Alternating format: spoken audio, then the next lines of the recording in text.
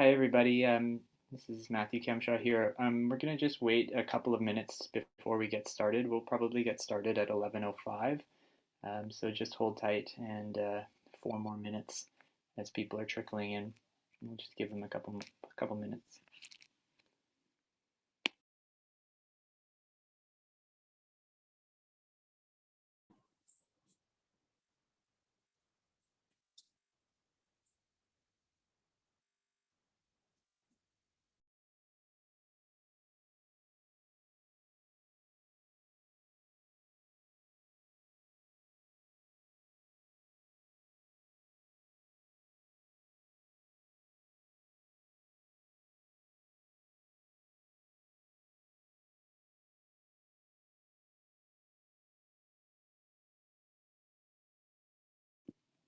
Hi again, folks.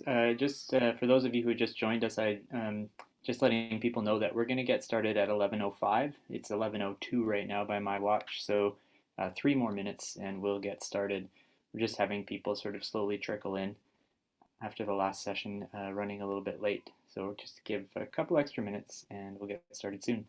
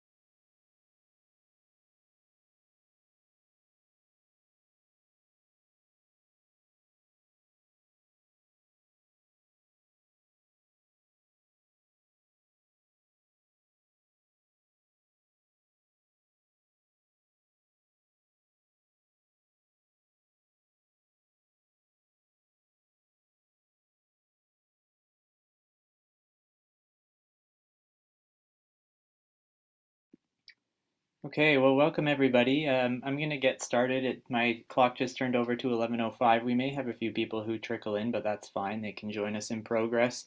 My name is Matthew Kemshaw, and I work with this group we call ourselves the School Food Shift Coalition. It's a group that's been working for the last 3 years to try to support healthier food environments in our region's schools. Um, and I'm sorry, my screen just popped out that said that I was signed out. You guys can all see me, right? And I'm still here. Yep, you look good. Thank you. Yeah, sorry, Zoom did a funny thing. I'm actually going to stop sharing for a second, and if you feel comfortable, we're actually recording this session, so if you don't want to be recorded, don't turn your video on. But if you do feel comfortable, it's always nice at the beginning of a presentation to actually see the people who are in the presentation with you. If you don't mind turning your video on so I could see your faces, it just makes me feel like I'm actually presenting to real people. It's always hard with these computer things. This is a new thing I've started doing with presentations. Hello, everybody. Thanks for joining us, and thanks for indulging me and actually showing me your face. It's nice to see you today. Um, like I was saying, my name is Matthew Kemshaw, and I work with this group called the School Food Shift Coalition, and we've been working for about 3 years to try to support schools in building healthier food environments in the capital region. And last winter, we embarked upon this study to try to gather some more information to understand the current landscape of school food environments in our region and also understand some of the impacts that COVID had had. And so today I want to present some of the findings from this study. And I was fortunate to be able to be the lead on this study, and I'm excited to share some of our findings with you. Before we get started, it's always important to acknowledge the territories that we're on. I'm here in Victoria on the traditional unceded territories of the Lekwungen people of the Songhees and Esquimalt Nation. And as we're talking about school food, it's important to acknowledge, I think, that our education system and the ways in which we share food in schools are have been and in some times even continue to be sort of forces of colonization, and there's a lot of work that remains to reconcile our relationship with food and its relationship with this place and um, the indigenous people who call this place home. So I'm really grateful to live and work here and excited to share this presentation with you. So I'm just going to go back to sharing my screen now, and we'll get started here. I'm sorry that I don't have fancy headphones set up, so you have to listen to me clicking when they change the slides, and it can be a bit annoying, so I apologize for that. So the School Food Shift Coalition is a group of nonprofit organizations and health professionals who are working, as I said, to support healthy school food environments. So for us, healthy school food environments are much more than just what's eaten at school. This is a broad understanding of all of the different relationships that bring food to our school. So from understanding of how food is grown, how it gets to us at school, also the sort of the social, physical, even the emotional environments in which food is eaten at school all comprise the food environment of a school.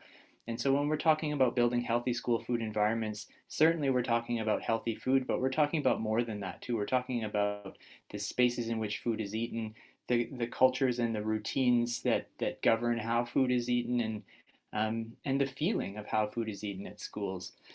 Um, I should also mention before we get started further that I've said this session is being recorded, and if you don't want your likeness to be recorded, don't turn your video on and don't speak. You can share questions in the chat. I'm going to try to make space for questions as we go through the presentation. If you need closed captioning, this is being provided as an option by the organizers, and you can find a closed captioning option on your menu bar, I believe, if you need support. There are some folks in the chat who are providing some help with that. Also, the photos in this presentation are all pictures from my work. In addition to supporting the School Food Shift Coalition, my kind of day job 3 days a week is working in the Souk School District as a garden coordinator. I technically work for the EMCS Society, and this last summer we ran our first summer work experience program, and these are the kids I got to work with through the summer.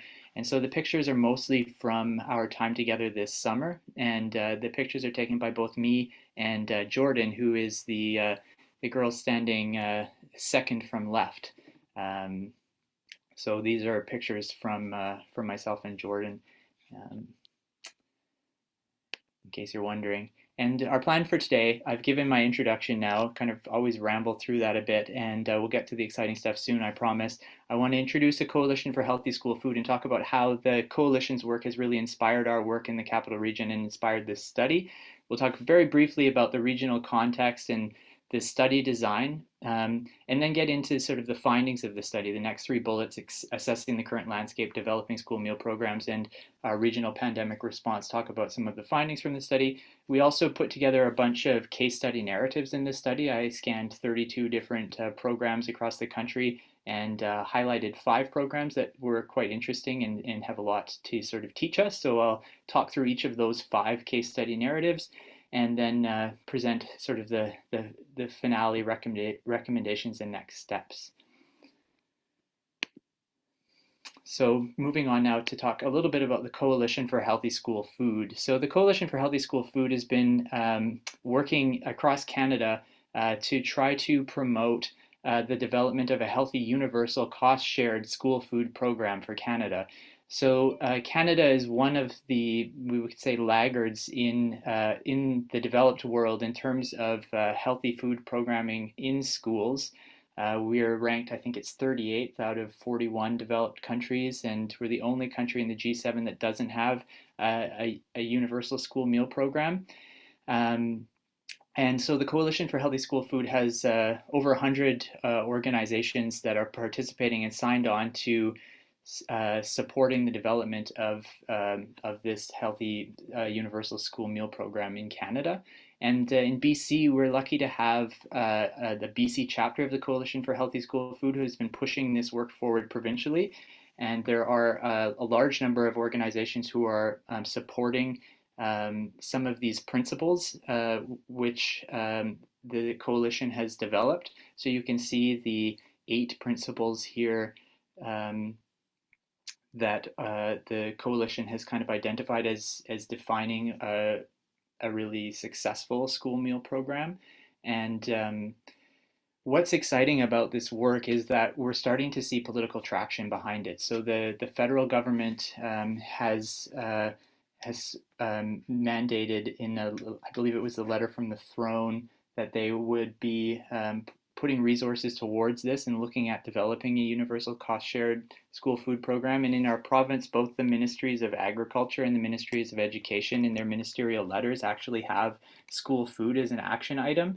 The Coalition for Healthy School Food has done some really important groundwork for kind of encouraging that development, and we're starting to see that political will is growing to start exploring what it would look like to develop a sort of more universalized school meal program. And in our province, we're feeling as though funding for pilot programs is possibly coming fairly soon. There's lots of interest, lots of enthusiasm, lots of support within our provincial government, and like I said, especially in the ministries of education and agriculture. And so, all of this growing development that's being led by the good work of the Coalition for Healthy School Food has motivated us in the region to kind of get our act together to understand where we're at and to position ourselves well to be able to be one of the regions that gets to start trying to do innovative things related to school food. And so all of the work that the coalition has done is really important for framing what we're doing here, for developing some of these kind of high level principles on what makes a good school meal program. And they're also doing a lot of work in advocating for it and paving the way, or planting the way, I like to say, for interesting school food work to start happening. I haven't done a fabulous job of representing the Coalition for Healthy School Food, and if you're interested in getting more information, they have a good website where you can learn more. Samantha Gambling is our provincial coordinator for the provincial chapter, and Marcus Lobb, who's our local farm to school animator for our region, also knows a lot more than I do about this. I probably should have asked Marcus to present this portion of the presentation. He's the guy on our committee that is really keeping really close tabs, I guess you could say, on the coalition's work, and he sits on their steering committees in that. So that's a bit about the coalition, and now we're going to move on to talk a bit about just our regional context. So within the capital region, there's a lot of young people. We have almost 40,000 students in 4 school districts. And as you likely know, the capital region is a region that stretches from Port Renfrew in the west to sort of the communities around Sooke in the extreme south there. In the east, we have, the urban communities of Victoria, Saanich, Oak Bay. In the north, then we have the Saanich Peninsula and the Gulf Islands. So it's a diverse region which incorporates both urban and rural communities, and a lot of schools and a lot of young people. And this study is focusing, and these numbers are specifically for just the public schools in our region. We didn't look at the private schools, of which there are many.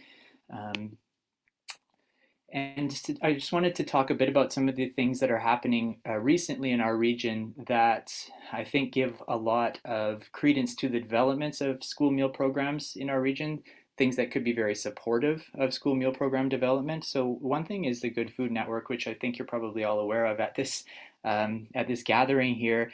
You know, we have this collective impact initiative working to support these three action areas in our region. And there's over 100 organizations now that are signed on to support the Good Food Network.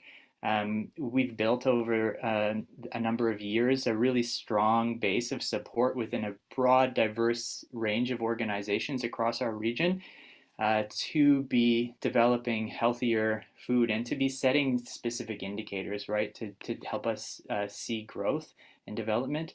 And school food can help us achieve some of our outcomes around each area, but I think we focus on food literacy because schools are their prime focus is the educated citizen and teaching people. There's a lot of opportunity, obviously, for food literacy, but for the other areas that we're working on, schools can help as well. So the Good Food Network is an exciting development in our region, and there's a lot of support, I think, is the bottom line, to do innovative work with food in schools. The other thing that's happened in our region fairly recently is the development of this food security distribution center. I suspect a lot of you are aware of it already. The big warehouse at Viewfield Road, which was secured in a purchase by the Mustard Seed a couple of years ago.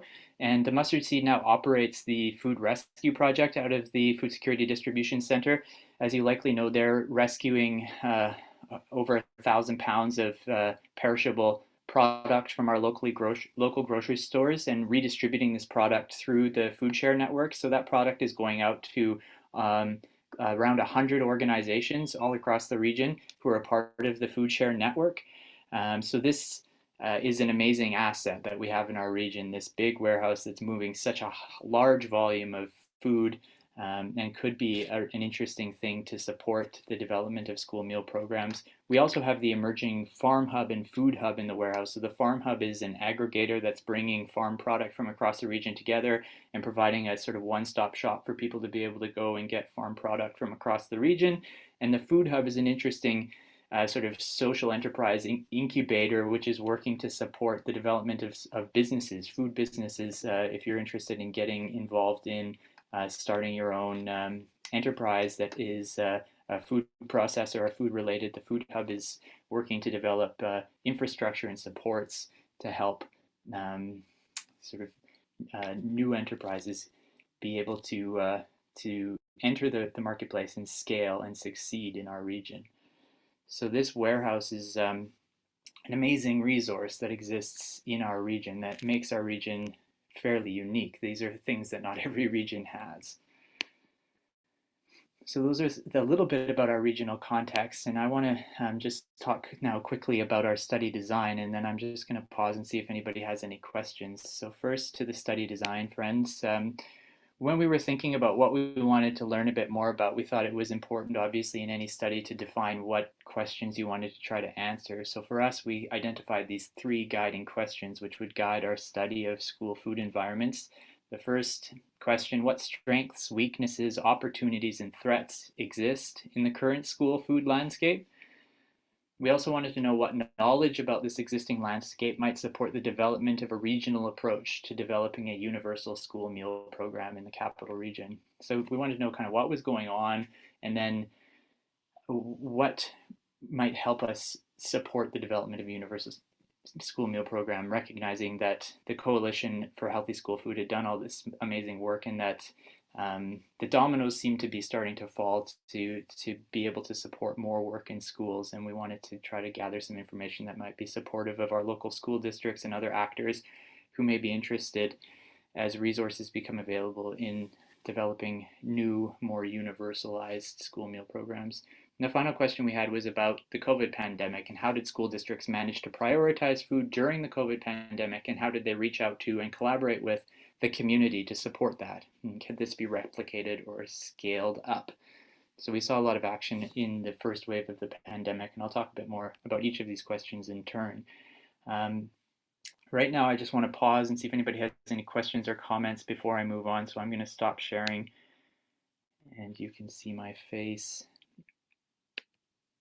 Is there any questions? If you have questions, feel free to just turn off your mute and start talking them out, or you can post them in the chat.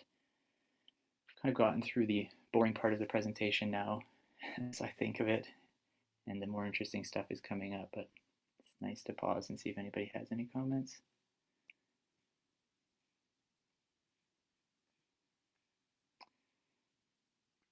Doesn't look like it. That's great. So we'll just keep on going then. Let me go back to sharing my screen. Sorry for all the clicking. Oh, so I should have mentioned this, that we also talked to 27 people as part of this study. So this is a list of all the people that we spoke with. So I did semi-structured interviews with people from across the region who were involved in school food in one way or another. 27 different interviews were hosted. And I think I actually did 29 interviews. I interviewed 2 people twice. And we gathered further information from a sort of survey that was done of 12 administrators in the school district. And like I said before, we did a scan of 32 school food programs across the country. So next up, I want to talk about assessing the current landscape. So really trying to answer that first research question that we had, whether this SWOT analysis of the existing school food landscape. And what we found when we were talking with people and doing this work is that people wanted to talk a lot about the existing need for food in schools, and talk around what was happening with food service in schools. And particularly, you see talking about sort of 3 food service areas in schools: sort of culinary arts programs, sort of hunger, malnutrition focused programs, and school salad bars. So the first, in terms of addressing the existing need, I think there was almost a universal kind of call from everybody that I spoke with, that they wanted to see us sort of shifting from addressing hunger in schools and really focusing on food programs that are to support hunger and malnutrition, to really taking a broader, more holistic vision of health when we're thinking about food in schools. So this is moving from just making sure bellies are full to thinking about how can we create healthier food environments, how can we support healthier food habits in schools, and the 3 kind of key focus areas that came up. First was unhealthy habits. A lot of people talked about the prevalence of students sort of skipping meals, or depending upon like vending machines, or really just like high calorie, low nutrition foods for meals.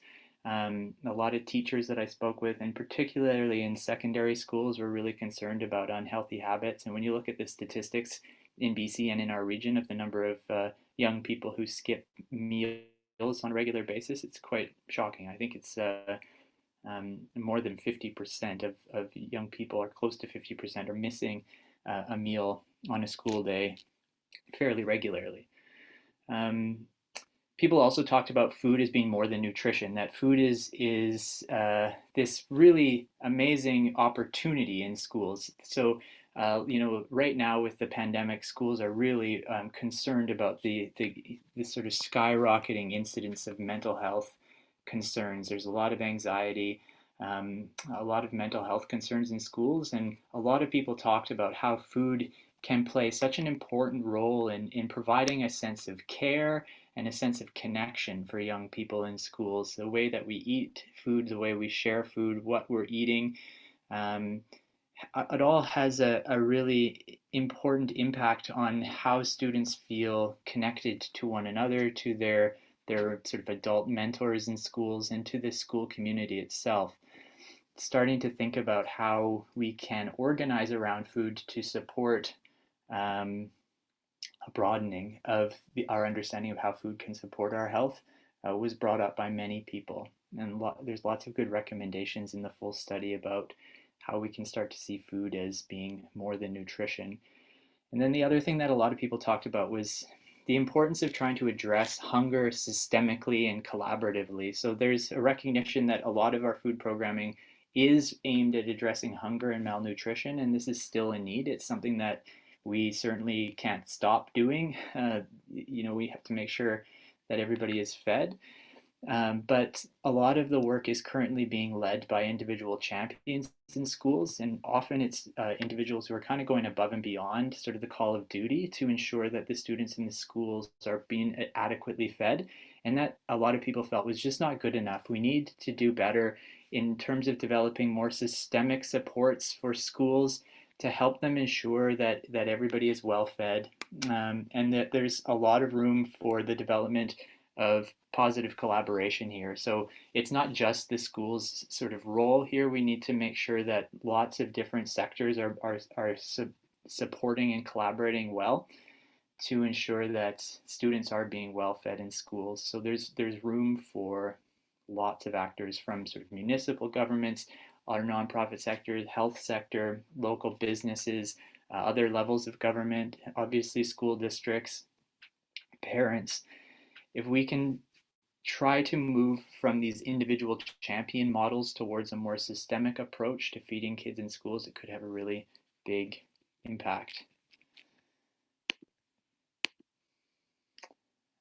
So another thing that people talked about was just specifically how food is being served to students in schools, and the culinary arts programs in our region are quite inspiring. There are in a number of high schools in our region, not in every high school, but in some, they have a culinary arts program, which is led by a chef instructor. Students participate in a course, and a big part of their course is providing meals on a cost recovery basis to the students and staff there. So mains tend to go for about $6, and these culinary arts programs are serving around 100 to 150 meals on a daily basis, and they often operate sort of 4 days a week for a good portion of the school year. There are some weeks in which they're not operating, but a lot of the weeks they are operating, and these culinary arts programs do an amazing job of providing really good quality food at a reasonable price. So $6 mains, we're talking about really beautiful food here that you would get in a restaurant for like $20. Like, some of this stuff is really quite amazing and quite a good deal. Um, the folks who really knew about the culinary arts programs talked about some of the barriers that currently exist to sort of scaling their operations and being able to serve more students and staff within their schools, or even reaching out to some of their feeder middle and elementary schools to provide meals for more students.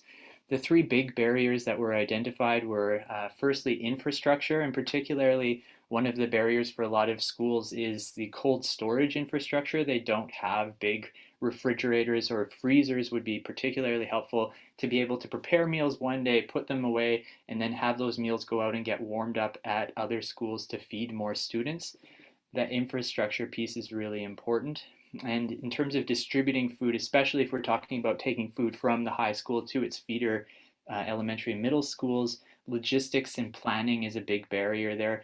As you can imagine, the logistics of getting all the vehicles moving and all the equipment to and back is a challenge. And actually, this challenge has been overcome by some of the schools with sort of community volunteer energy, but then the schools have bumped into some union policies and issues that have prevented them from actually sort of accepting some of the volunteer support because there are quite clear specific union regulations around who can do what in school districts. So that's also a part of the logistics sort of barrier. And staffing, obviously, is the third one.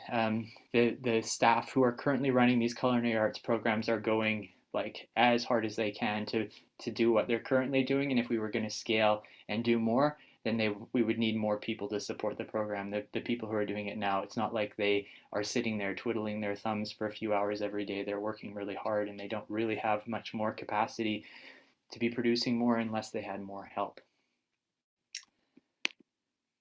Another sort of food service area that was talked a lot about was addressing malnutrition and hunger. And so there's a number of different programs that operate in our region that are aimed specifically at supporting students who may be coming to school hungry or don't have a lunch when they're at school.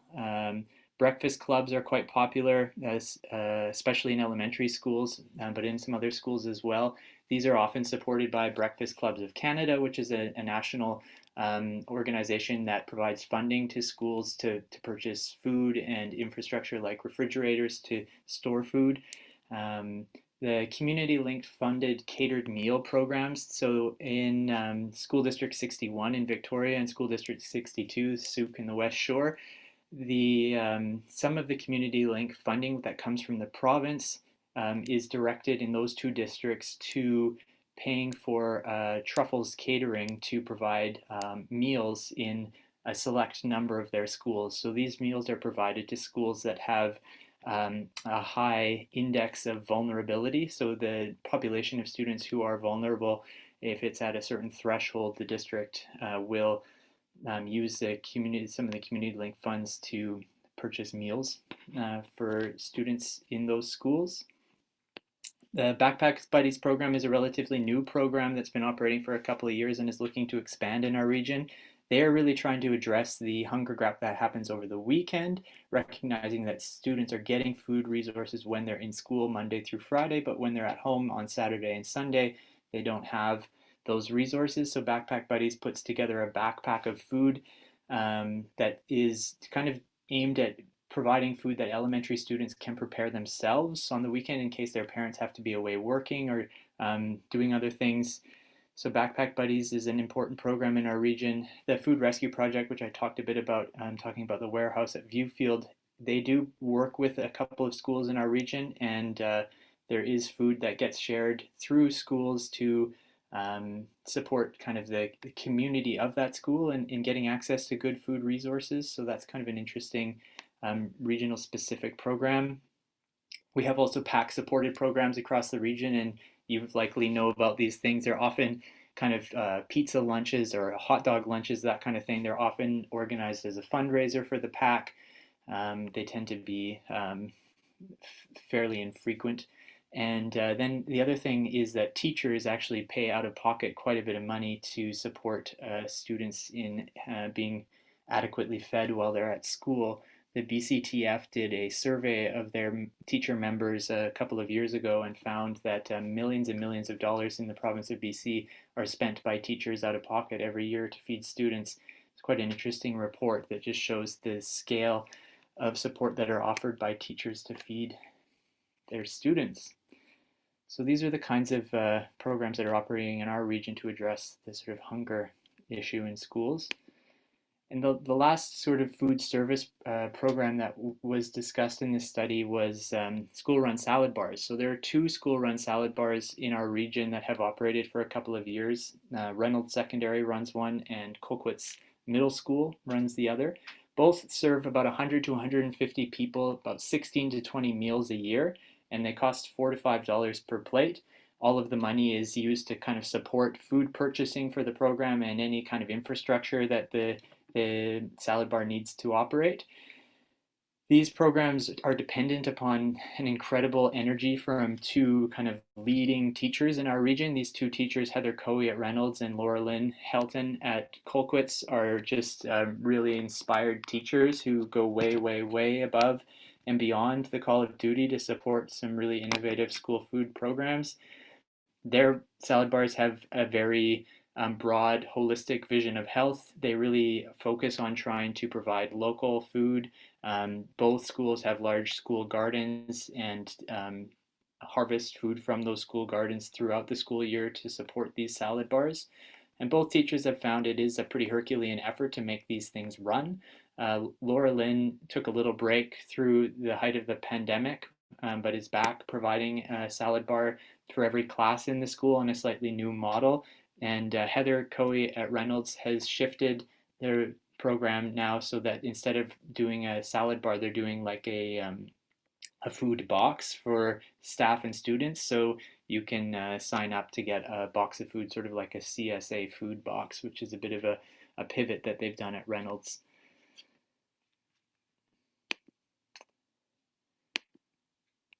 So that was some of the pertinent findings from the first question around assessing the current landscape of school food in our region. I want to switch now to talking about the development of school meal programs in the region and what was learned through this study. So when we were talking and asking questions about developing school meal programs, people talked a lot about the importance of framing this conversation and the challenge of it. There was a lot of ideas about supporting change in large institutions and ideas around the development of a universal school meal program. So I'll talk about each of these three things in turn. The first, framing the conversation around food in schools. This is something that came up quite often, and people talked about how with food in schools, there's so many benefits, multiple benefits. There's also lots of different goals. And there's not a consistent argument about why it's important to have food in schools or what we're doing when we're trying to build school food programs. So you can talk to somebody like me who's a bit of a environmental activisty kind of person, and we'll talk a lot about the environmental impact of food and the sustainability of food. You can talk to somebody who's really interested in social justice, not that I'm not, but these people will talk specifically about workers' rights and the implication of justice with food. You talk to people in health, they might talk about the nutritional importance of food.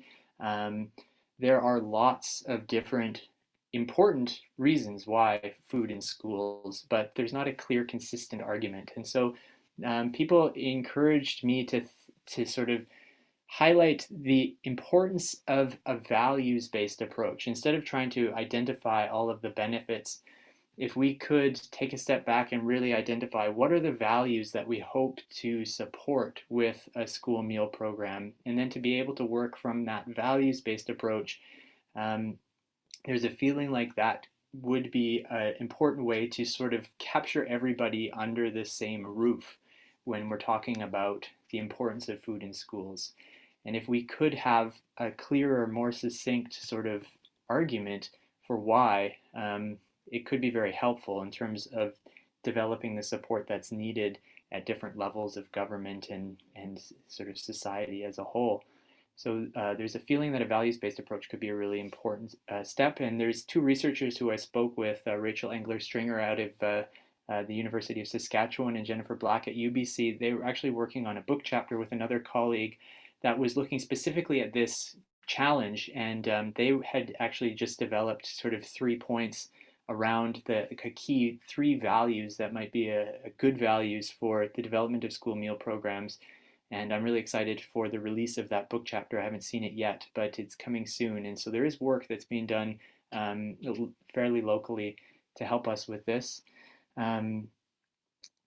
People also talked about the challenge of working with different scales and with different audiences. So even if we do have an idea of a clear, consistent sort of thing that we want to be communicating, when we're talking with provincial sort of ministers, office kind of folks, we're going to be communicating in one way. And then when we're talking with school garden advocates, we're probably going to be talking in a different way. And so the challenge of working with all of these different scales and communicating to different audiences is real. And even those people I spoke with who really felt like it's so important that we have a consistent kind of argument, they found even themselves when they were talking to different people, they noticed how they would make different arguments depending on who they were talking to. So that's another challenge.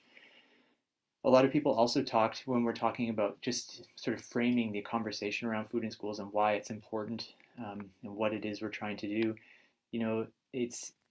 it's important to recognize that there's many people who are interested in this conversation, and the people who are pushing the work right now may not be representative of all of those who are interested. So really being critical about who's at the table engaged in these conversations. And this is something that I identified in the study, in the paper that was produced, is that the work that we've done here, and me standing here telling you about this, we didn't talk to everybody. There's a lot of important sectors that whose voices are not represented in this study. And so it really needs to be recognized that this isn't sort of like a blanket of any kind. Really, we're just hoping that this can provide a point for further conversation and discussion. And it's important that we continue to work to make sure that a diversity of voices are engaged and feel safe in being involved in these conversations. A lot of people wanted to talk about supporting change in large institutions and felt that we needed a shift from individual champions to broader coalitions. And we spoke about this before about the importance of trying to build institutional collaboration. There's a lot of opportunity for doing this around food, lots of different sort of sectors of society who are working to try to support uh, food resource distribution and sort of food security, food sovereignty. And if we can try to collaborate and shift from individual champions carrying the lion's share of the work to more institutionally supported collaborative work, that would be a really important sort of development for supporting change in bigger sort of school districts and larger institutions. A lot of the school-based actors, and a couple in particular, really highlighted for me the importance of understanding the mandate of schools and trying to work alongside schools. So schools, for food is not their key mandate. Their thing is the educated citizen, and certainly food could really support that. But you have to recognize that there's all of these diverse interests that are constantly bombarding schools, and a lot of leadership in school districts and in education. I think people get kind of tired of just hearing people from the outside coming in and saying, if only schools would whatever it is, then the world would be a better place. If we could just educate our kids to understand this, then the world would be a better place. And it's not really that simple. And schools are constantly being bombarded by that message. And so if we're gonna try to really support schools in making change around food and food environments, I think a much more effective approach to working with schools is to come alongside the school and to say, how can we help? Where do you need our help? Not if you can do this, things will be better. You need to change. That's not a very effective way of engaging, and something that really struck me in the discussions. Obviously, there's a lot to talk about budgets. More money equals more resources, and that's obviously going to be important for supporting change. And then also the final thing that came up quite a bit was culture, and specifically the culture in Canada of um, where money for supporting food resources goes in Canada has traditionally been gone to families. When we were developing our social safety net after the world wars in Canada, there was a decision that was made to direct resources to families to support families in feeding young people.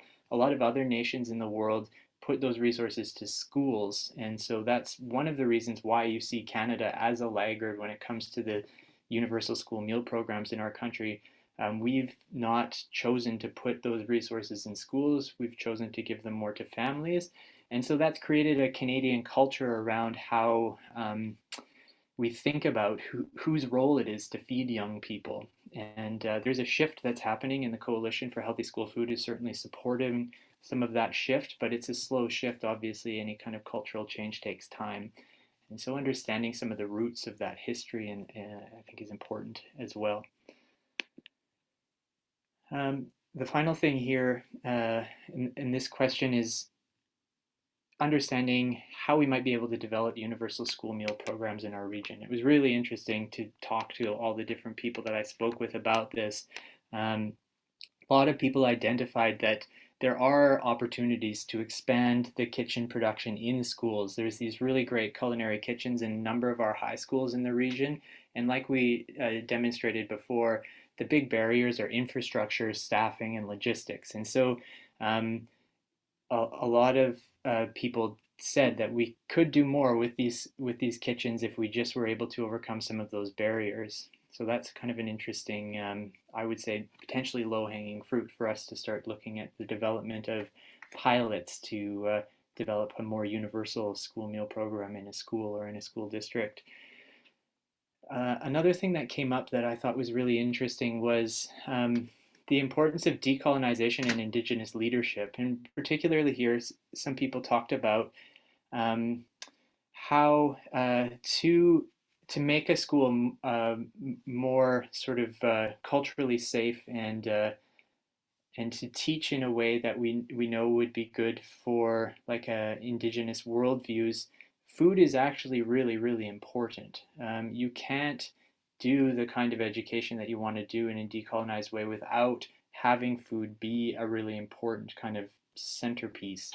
And this, developing more universal school meal programs, there's a really interesting and exciting opportunity to develop um, relationships between schools and indigenous communities and to work to kind of decolonize education through food. And it doesn't seem like a direct link, but a number of people whom I spoke with who have really close relationships with indigenous communities really saw that this was a really important opportunity. And I think it's something that certainly deserves a lot more kind of thought and attention.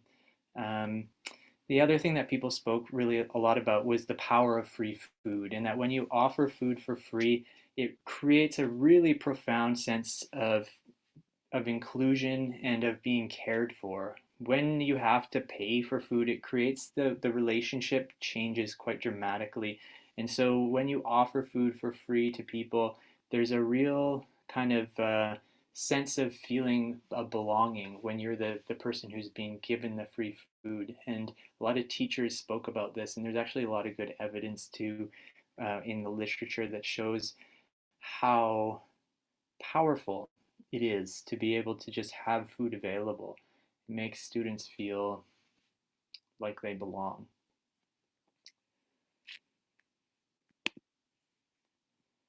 So those are sort of the key findings.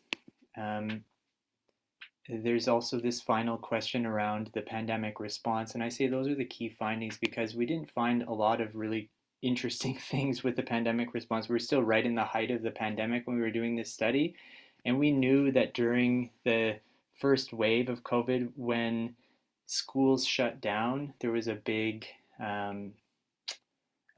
jump in schools trying to do something, and we found that that kind of fell off. So I'll talk a little bit about that here. So you know that schools closed in March of 2020 and were shut down for the rest of that school year.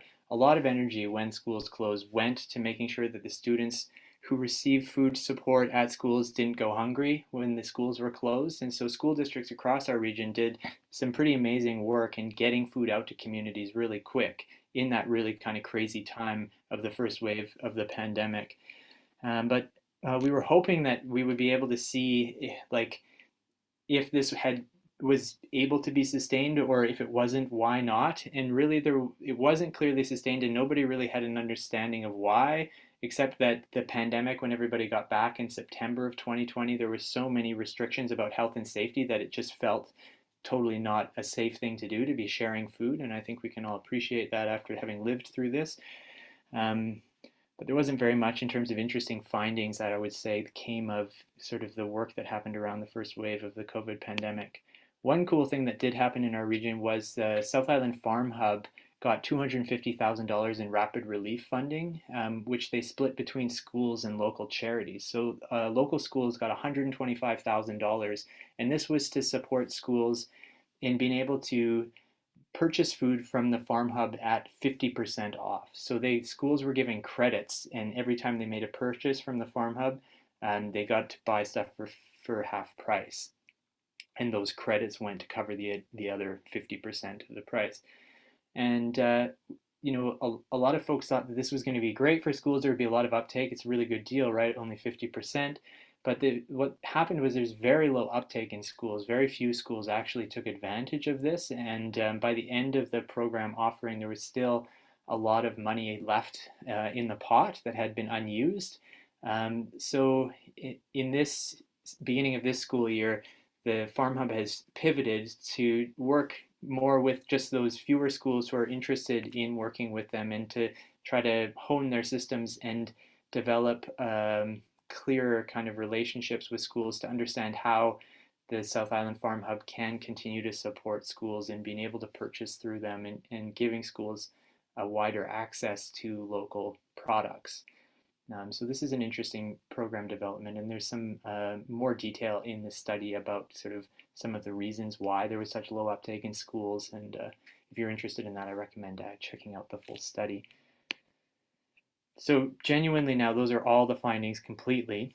And I just want to pause here before we get into the case study narratives to see if anybody has any questions. And I'm also watching the time here and recognizing that I'm babbling on maybe a little bit too much. But please ask questions if you have them. So you can put them in the chat.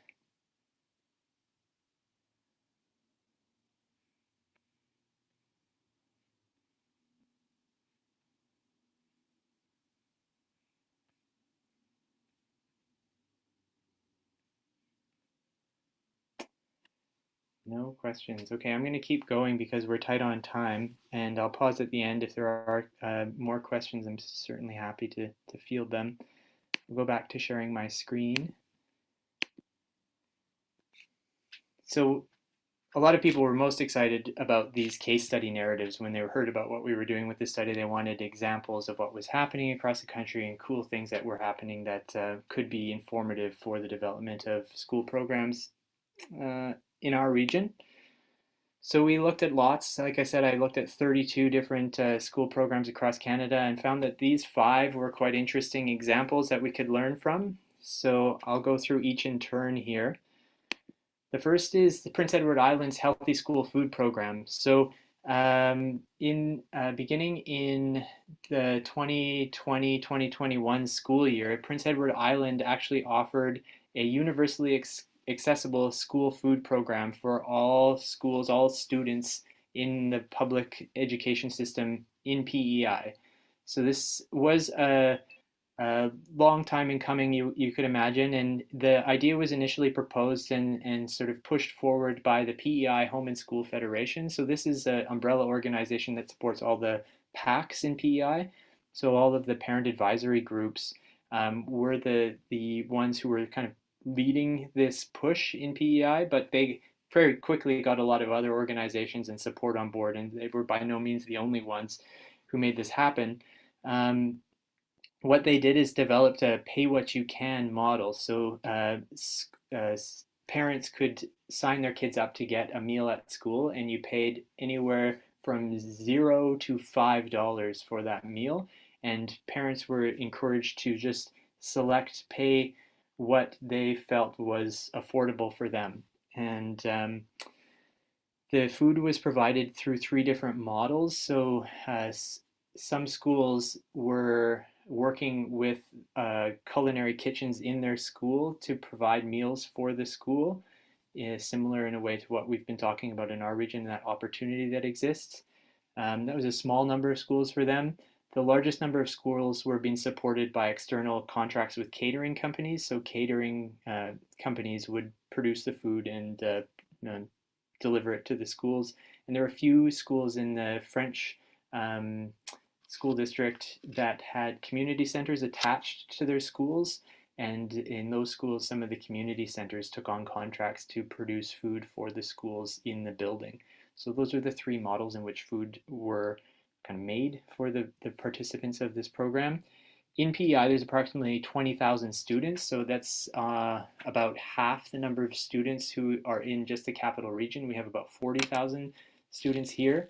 And they've found in the first year of running this program, about 15 to 20% of those students are accessing the program.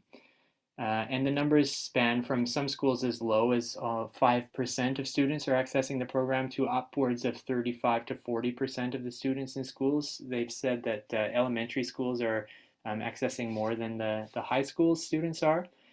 And they've estimated that it's costing them more than $1 million to administrate this program for a year. The program was originally administered by the government, but has been shifted to a nonprofit organization. They've created a nonprofit organization to run PEI's Healthy School Food Program moving forward, and that's something they always wanted to do. The main reason they did that is because it allows them to accept donations.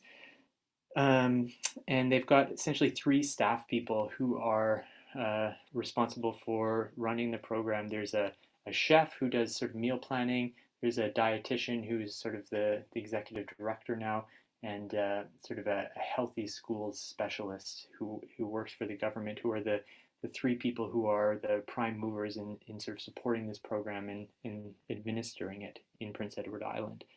There's lots more interesting stuff in the study. If you're curious, I encourage you to go there, or also just Google search them. There's lots of good information about this. Another program we looked at was in New Westminster. They did this transition to a new school program at their school district there, to this Fuel Up program, they called it. And their goal was to ensure that no child is hungry and every child eats healthy. And something that is rarely done, that was really great to do, is that when they did this transition, they asked researchers to come and do a pre and post evaluation of the program so that we could learn from their work in trying to implement this program. And so researchers at UBC and at the local health authority did a bunch of great data gathering and published a report on their findings, kind of reviewing the program. And some of the interesting things that come out of that finding are the care role of adults serving the food. The old program was more of a traditional kind of like school cafeteria where there was an adult serving the young people food, and the young people really felt connected to that adult. They knew their preferences or their dietary requirements, and the new program was just kind of delivered at the door in a brown bag, and there wasn't that interaction. And students talked a lot about how important that care role of the adults serving food was. They also found that the new program offered subsidies, and the stigma of subsidies was an important barrier that kept a lot of families from participating in the new program. And so there's some interesting findings around sort of the use of subsidies as a way of making the program equitable or accessible. And it found that subsidies may not actually be a great way to make something accessible. They showed the value of choice being really important. The new program provided options for students, so it wasn't just one thing. You could pick from a number of different things, and that was really appreciated by parents and students. And there was a perception that the new program was providing healthier food. They also sat with students while they were eating the meals, both in the old program and the new program. And one of the interesting findings was just how aware students are of what each other is eating.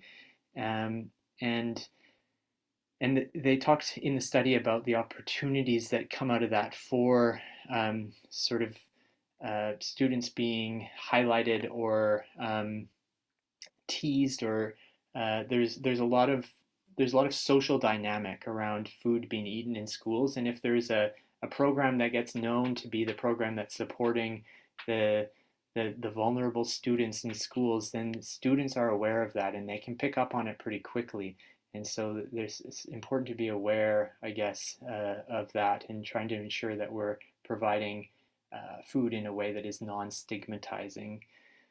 So there's interesting findings around that. And then they also identified a number of barriers to participation in this new program, including sort of waste. People didn't want to be buying something that had a bunch of waste.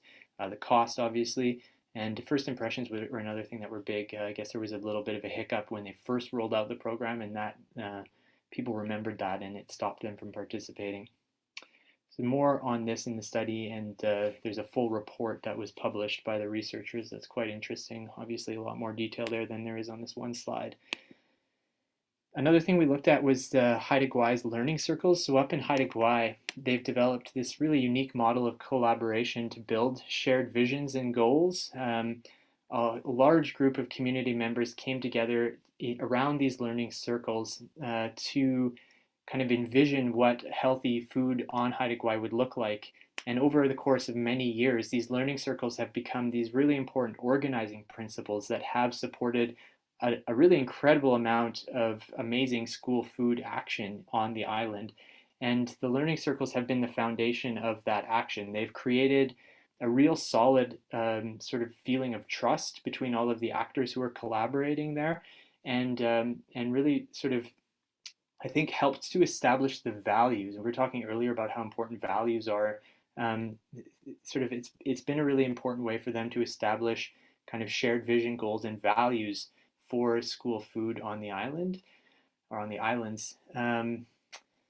These learning circles are I think have a lot to teach us, and I'm not going to be able to share it all in the couple minutes I have here. But one thing that they did find is that having the funding, time, and commitment from those who are participating is super duper important. Having the time and commitment to do this and doing it over a long period of time is really important. Both relationship building and capacity building were important for establishing these really impactful learning circles. So it took time to build the relationships, obviously, and sometimes there's capacity building within a group that needs to be done. So you need to recognize that people come from different places and different skills, and some people have, uh, you know, perhaps a need for supporting specific capacities to be able to participate fully in the group, and being able to support that capacity development is an important piece in developing sort of regional collaboration. And the other thing they've identified is multiple local champions are vital. Having one person who's trying to lead it all is it's never going to work, but that champions still are important, I think, is another learning here. We don't want to devalue the champions either because they're vital. Two final examples from our region that we looked at. Craigflower Elementary is an elementary school that's doing an incredible amount of work around food in their school. They've kind of used food as an organizing principle for the school, and particularly as a way to develop relationships with the community. Craigflower is the elementary school that serves the Songhees and Esquimalt reservations there. So there's a large community of Indigenous children who come to Craigflower Elementary, and food has been a really important way to develop relationships with the Indigenous community at Craigflower. They host a monthly community breakfast in the school, a winter solstice meal, a June feast. They also do weekly food rescue distributions where they have Rotarians come and set up a table and distribute food from the food rescue project. And they also operate the Backpack Buddies program in the school. And you can see Tim Murphy, the principal there, is this quote from him. He just says that food is huge, and when we're eating, politics get put aside and people just connect and honor one another and Mother Earth. So Craigflower is a school that has kind of centered food as a really important principle and organizing principle at their school. And they've done some really lovely and innovative work around food. There's lots more to learn from them, and because I don't have time, I'm going to keep moving and finally share from Reynolds Secondary. So it's another kind of leading school in our region when it comes to doing innovative work around food, and I couldn't help but sharing this picture of me from 2006 when we were first building the school garden there at Reynolds. It looks way different now. If you go to the courtyard at Reynolds, they have this beautiful big garden sanctuary in the center of their school in the courtyard there. And that started in 2006. And then a couple of years ago, working with Life Cycles, Reynolds expanded their garden outside and worked with topsoil to put in a little micro farm.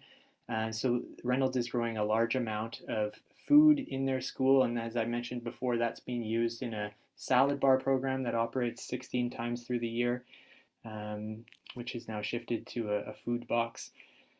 They also have worked with Life Cycles to develop a summer work experience program so students can actually get a course credit for participating in a work experience program that operates several days a week at the school through the summer. So that's a great way to keep the garden really healthy and happy and productive, and also provide a really excellent opportunity for students. And yeah, like I said, they've got the salad bar and food box program there. Reynolds has a Flex program. Heather Coey, who's been the prime mover at this school, she's a teacher in the Flex program, and it's a unique program that has a little bit more flexibility than other classes, and it got more of a focus on experiential learning. And so that Flex program has been a sort of really important mover in getting a lot of the garden and food related work that's happening at Reynolds kind of happening. So the final thing, and I'm over time, so I've talked about all of these things already, but this is some of the recommendations that come out of our study. We need to broaden our understanding of the need for food service in schools, de-emphasize champions, and broaden participation through an open learning circle. Those were some of the things that came out for me as being key recommendations. If you're interested in this work, I recommend that you check out our study, and we'll make it sure that it's available to all the participants today and at the gathering. Um, you're certainly more than welcome to reach out and get in touch with me. Um, we are hoping to host some regional or district conversations to explore pilot program development. And I'm going to share just right at the end here a link if you're interested in participating in a district focused conversation where we move from just me talking to actually getting to sit down together and have a conversation about what we can do together to support healthy food environments in schools. Please take 2 minutes to fill out this very quick survey to give us your name and contact information so that we can involve you um, as we continue to move forward with this work and hope to have wider and broader conversations. Um, yeah, thanks to everybody who made this possible. This is me talking, but I'm just presenting as a member of the School Food Shift Coalition. Kara, Janelle, Anna, and Catherine all provided a lot of input on the development of this presentation. Sam at the BC chapter of the coalition and Vanessa at School District 62 have been super helpful with the development of the study. And obviously everybody who was interviewed and all the members of the School Food Shift Coalition, we couldn't have done this without you. And yeah, that's it for me. This is a funny picture of me with all the well and irrigation equipment on the back of a bike. It's my favorite picture of me. But there's my email address if you want to get in touch with me directly if you have any questions, or if you can't find the study and you just email me and I'll give it to you. Matthew Kemshaw at gmail.com. I'm going to stop sharing my screen, and I'm way over time here, but we do really encourage you to take the time to fill out this really brief survey. So I'm going to find it here.